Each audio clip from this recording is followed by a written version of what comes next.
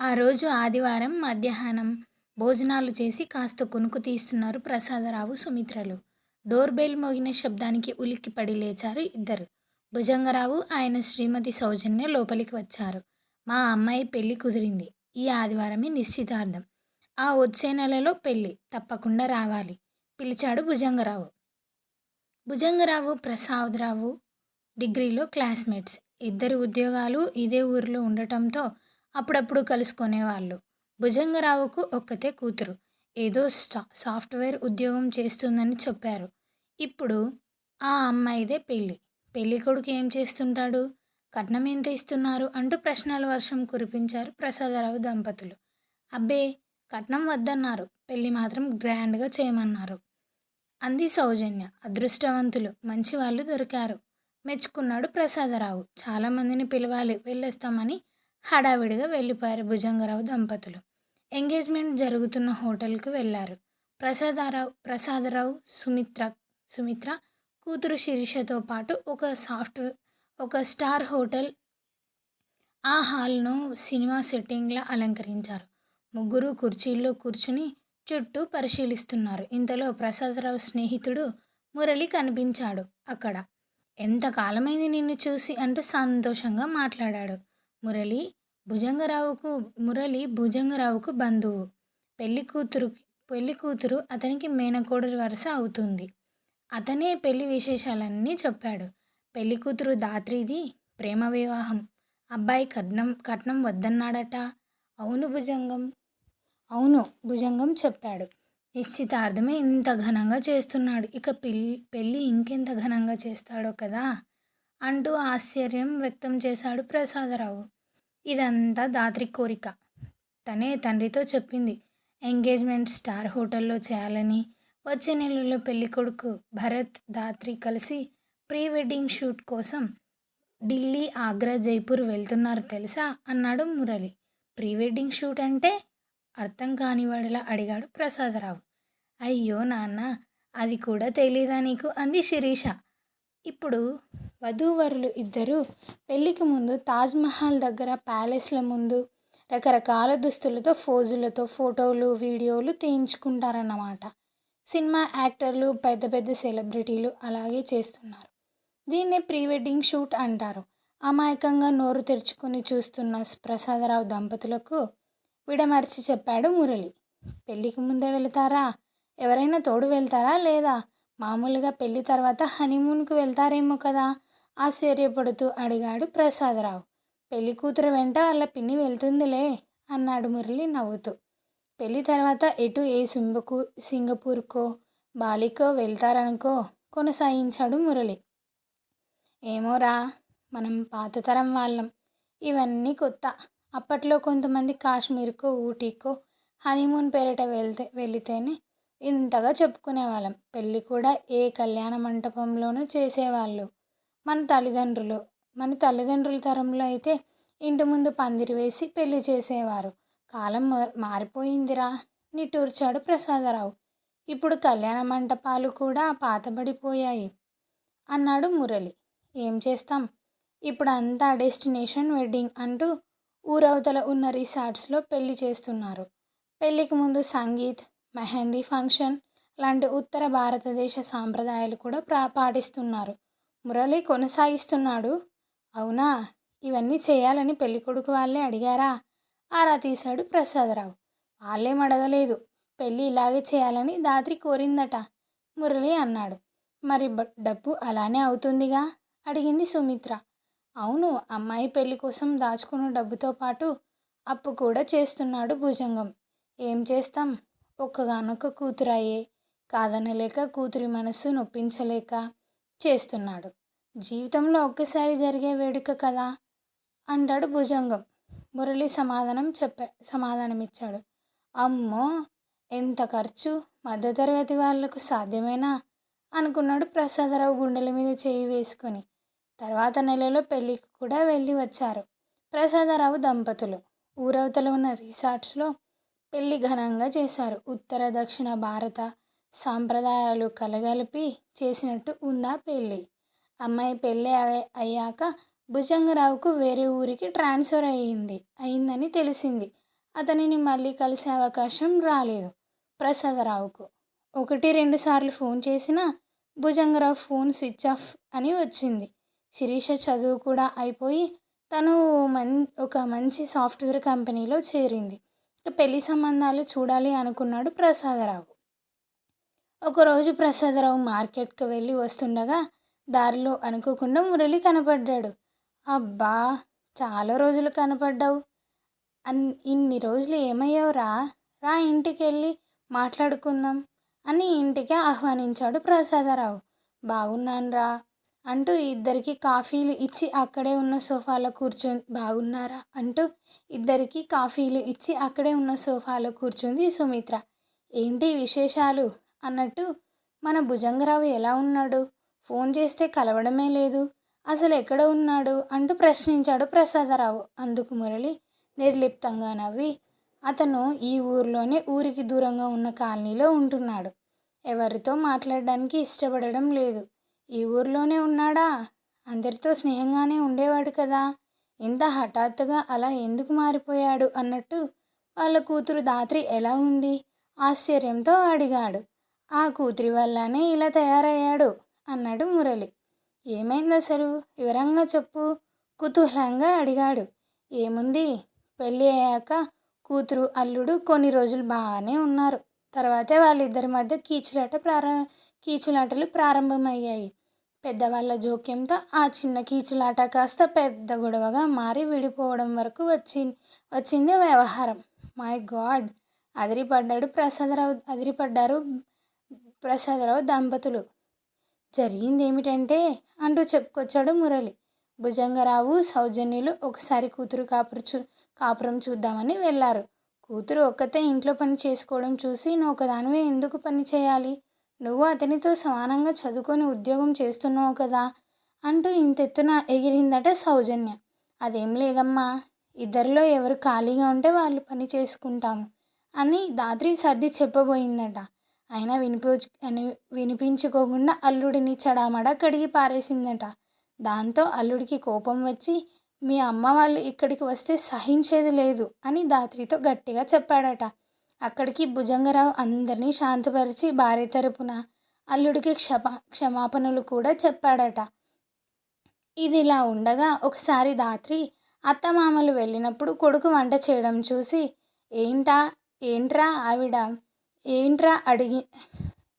ఏంట్రా ఆడంగి వెధవల ఆ పనులు నువ్వు చేస్తున్నావు? ఆ మహారాణి గారి పని చేయదా? అయినా ఆడపిల్లని మరీ ఇంత గారాబంగా పెంచితే సంసారం ఏం చేస్తుంది అంటూ కోడులిని వియ్యపురాలిని నోటికి వచ్చినట్టు అనేసిందట అత్తగారు.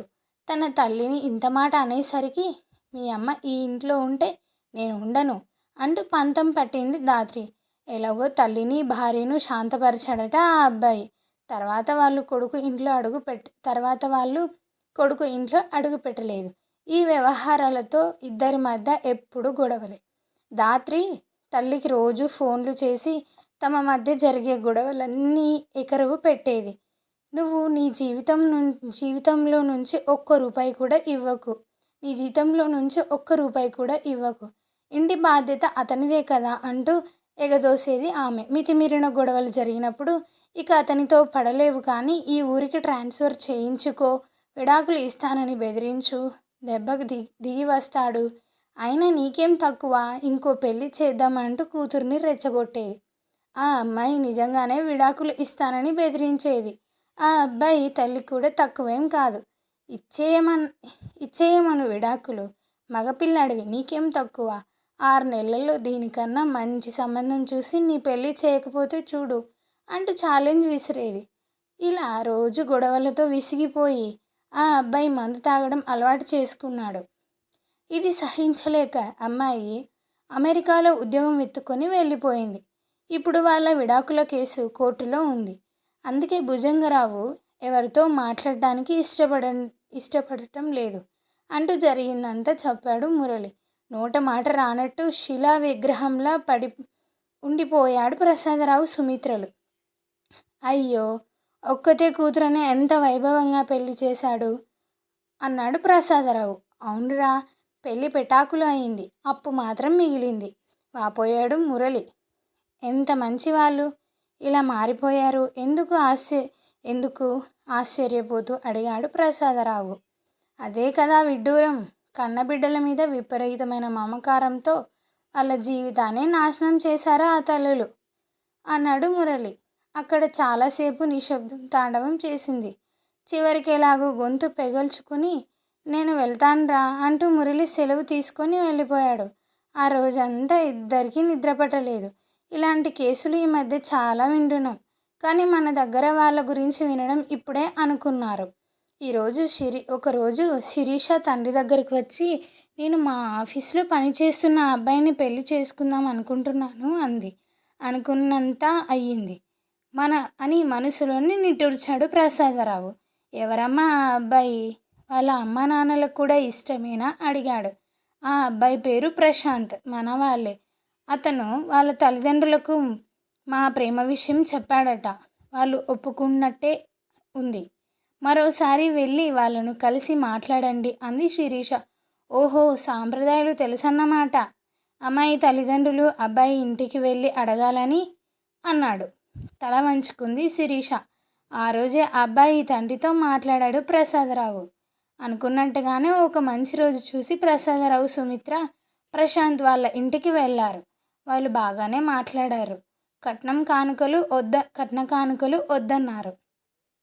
అమ్మాయి అబ్బాయి బాగుంటే చాలు అన్నారు. ఆ మాటలకు చాలా సంతోషపడ్డారు ప్రసాదరావు, సుమిత్ర.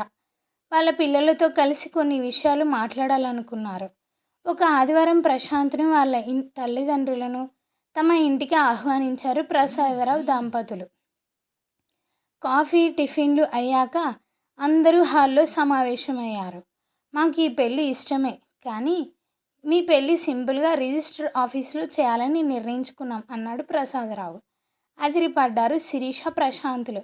అదేంటి నాన్న, నేను మీకు ఒక్కతిరే కూతుర్ని కదా, అలా సింపుల్గా చేస్తే ఎలా?